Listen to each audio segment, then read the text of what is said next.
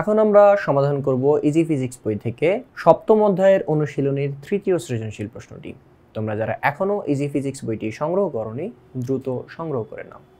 তো চলো আমরা প্রশ্নে চলে আসি। তো এইখানে হচ্ছে গিয়ে আমাদের প্রশ্নের প্রথম প্রশ্নটা, যে ক নাম্বার প্রশ্নটা, যে প্রতিধ্বনি কি বা প্রতিধ্বনি কাকে বলে।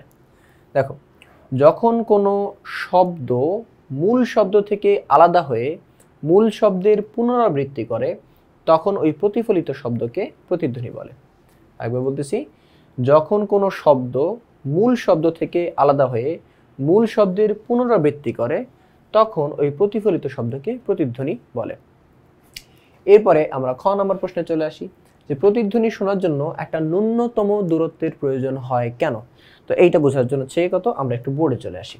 তো দেখো, এইটা মনে করা হচ্ছে কি কোনো দেয়াল, পাহাড় বা কোনো প্রতিফলক পৃষ্ঠ। এখন এইখান থেকে হচ্ছে গিয়ে আমরা একটা দূরত্ব দাঁড়াইলাম।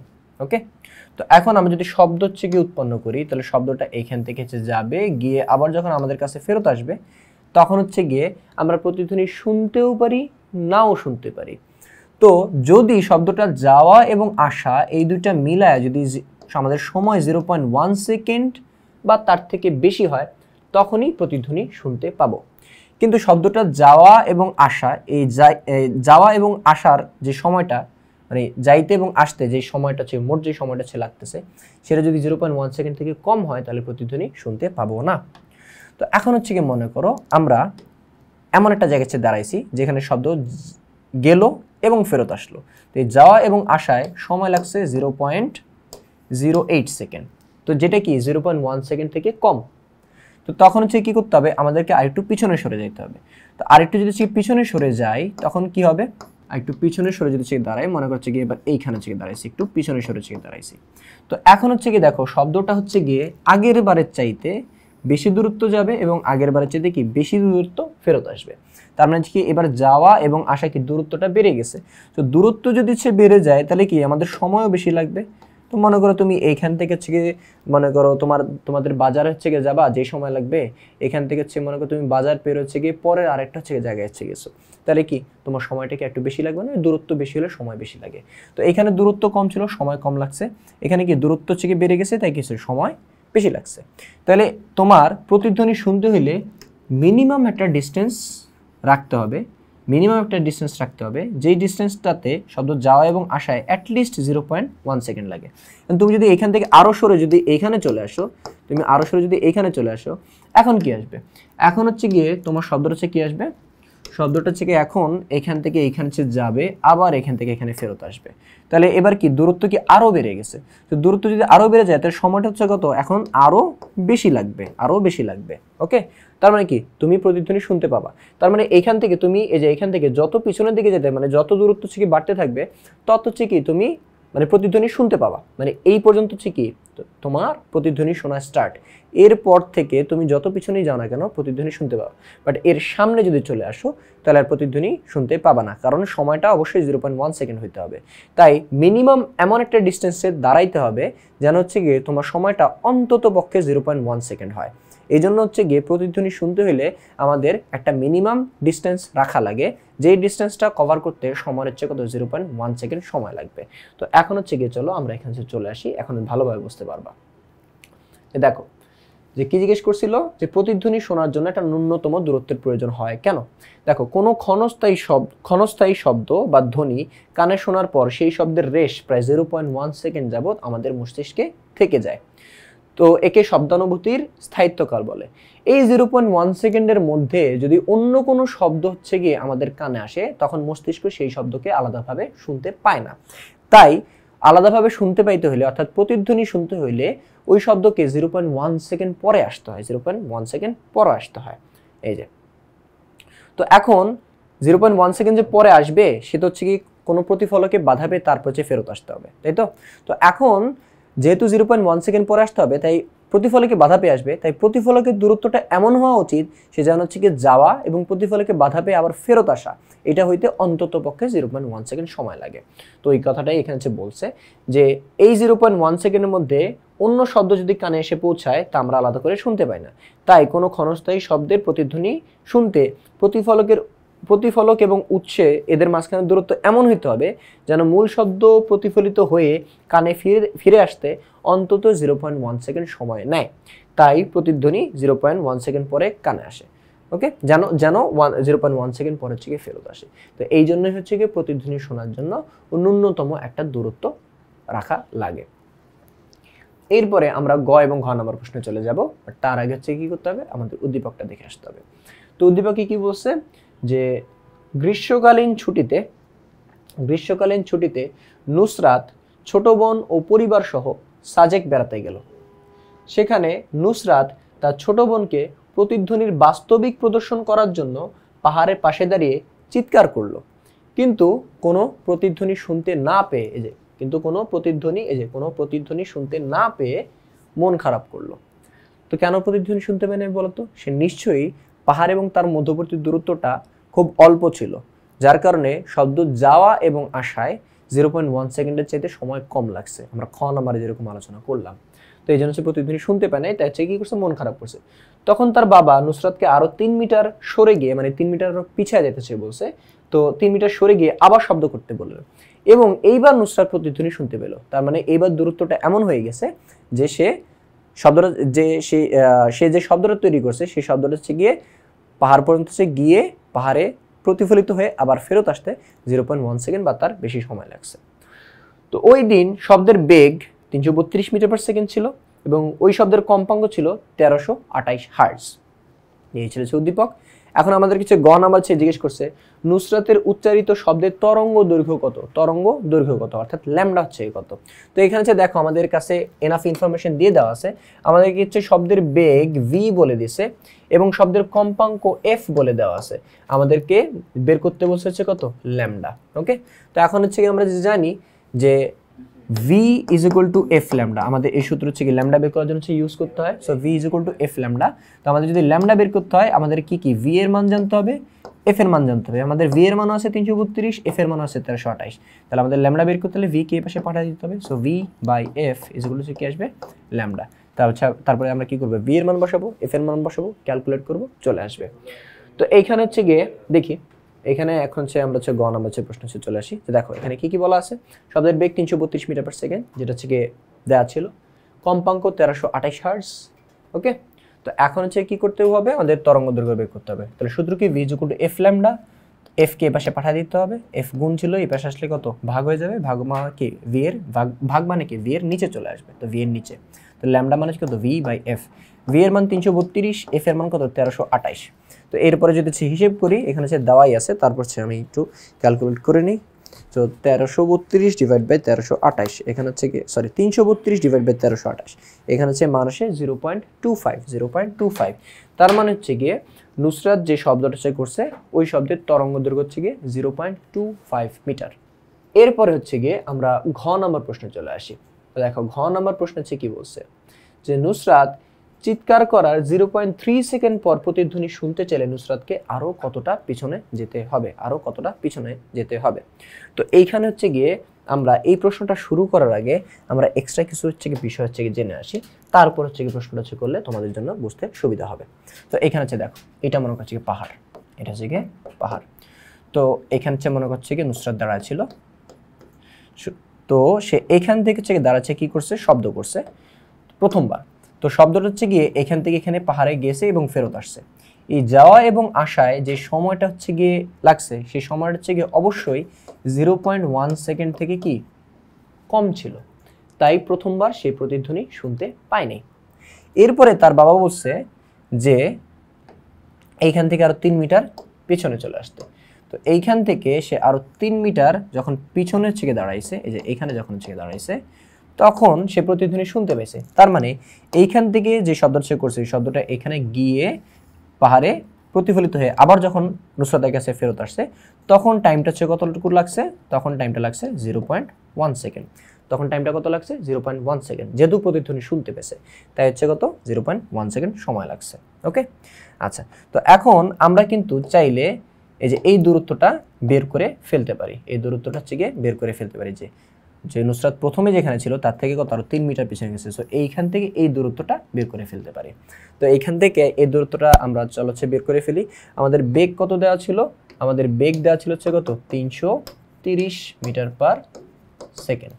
যেহেতু সে এইখানের থেকে দাঁড়ায় প্রতিধ্বনি শুনতে পাইছে, তো শব্দটা এইখান থেকে এখানে গিয়ে আবার এখানে ফেরত আসতে টাইম কত লাগছে 0.1 সেকেন্ড। যেহেতু প্রতিধ্বনি শুনতে পেয়েছে তার মানে টাইমটা 0.1 সেকেন্ড বা তার থেকে বেশিও হইতে পারে, কিন্তু হচ্ছে কি কত আমরা মিনিমাম সময়টা হচ্ছে ধরে নিলাম যে 0.1 সেকেন্ড যে সময় লাগছে। তাহলে এখন এই দূরত্বটা হচ্ছে কত, এই দূরত্বটা হচ্ছে কি কত ডি। ওকে, এটা সে বের করলাম। তো এখন হচ্ছে গিয়ে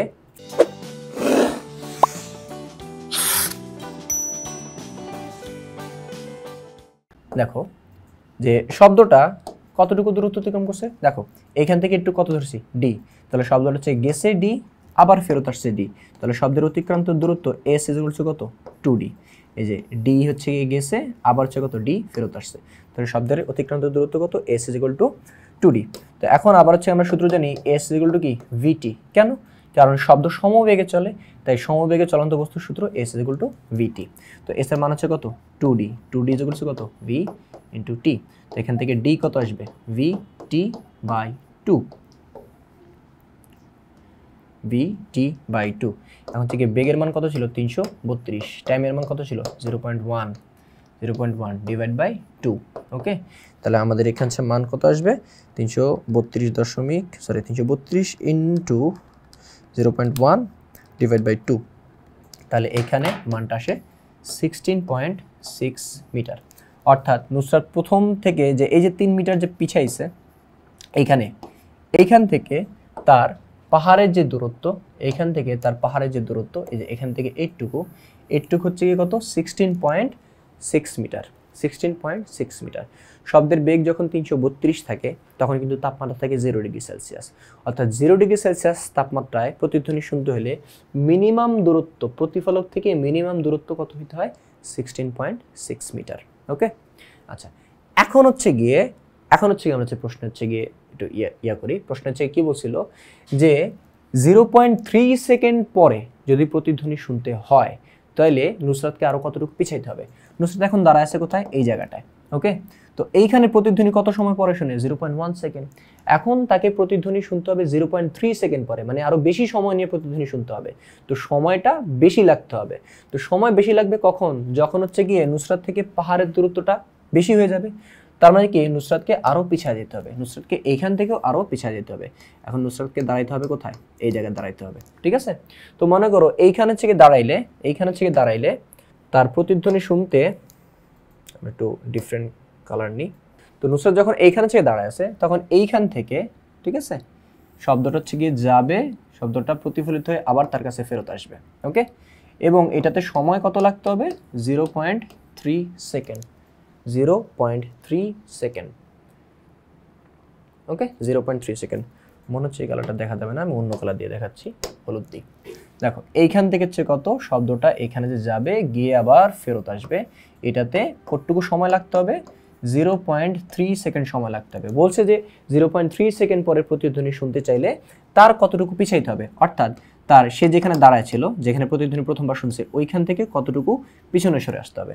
এখন দেখো আমি যদি এই দূরত্বটা যদি পেয়ে যাই, মানে নুসরাত 0.3 সেকেন্ড পরে যে প্রতিধ্বনি শুনবে কত দূর থেকে শুনবে এটা যদি পেয়ে যাই, হ্যাঁ, ওইখান থেকে এই দূরত্বটা তো এখন আমরা জানি কত 16.6 মিটার, এটা যদি মাইনাস করে দিই তাহলে তার কতখানি পিছাইতে হয়েছে ওইটা থেকে আমরা পেয়ে যাব। বুঝে গেছে? তাহলে আমাদের এখন কি করতে হবে, আমাদের এখন 0.3 সেকেন্ডের জন্য, মানে 0.3 সেকেন্ডের প্রতিধ্বনি শুনতে হইলে কত দূরে দাঁড়াইতে হবে সেটা চেয়ে বের করতে হবে।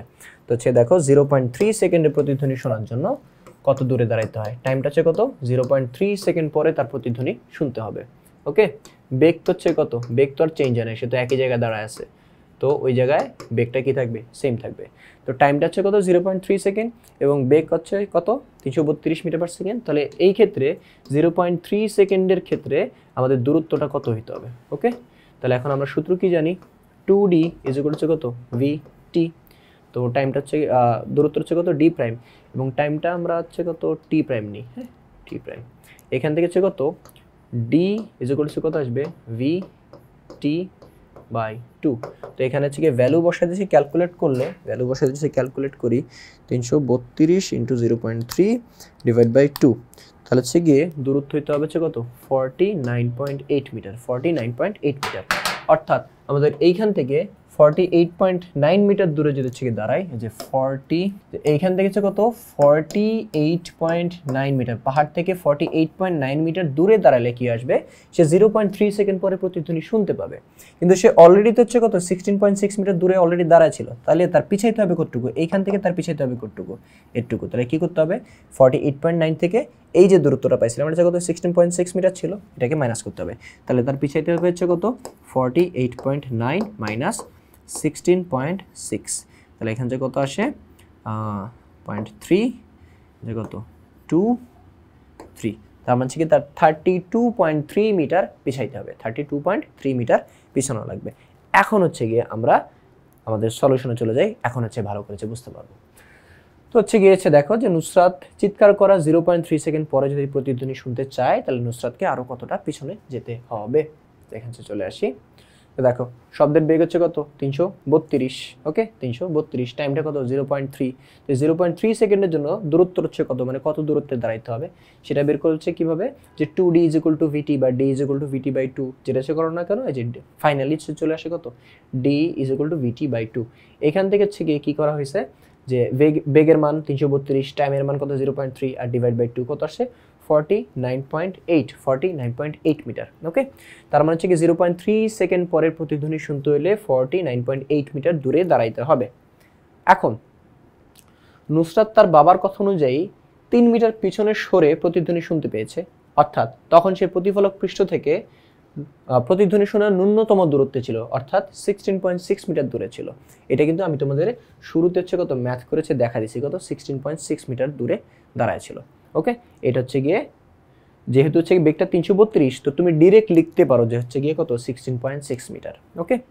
আরেকবার হচ্ছে বলি, যেহেতু বেগটা 332 মিটার পার সেকেন্ড, আর আমরা হচ্ছে গিয়ে জানি যে 0 ডিগ্রি সেলসিয়াস তাপমাত্রায় শব্দের বেগ হয় 332, তোমাদের বইতে যদিও 30 দেওয়া আছে, আগের বইতে হচ্ছে কি 0 ডিগ্রি সেলসিয়াস তাপমাত্রায় শব্দের বেগ ছিল হচ্ছে কি কত 332 মিটার পার সেকেন্ড, এবং ওই তাপমাত্রায় বা ওই বেগে মানে 332 মিটার পার সেকেন্ড বেগে আমাদের প্রতিধ্বনি শুনতে হলে মিনিমাম 16.6 মিটার দূরে দাঁড়াইতে হয়, যেটা তোমাদের হচ্ছে আমি এখানে দেখা দিয়েছি।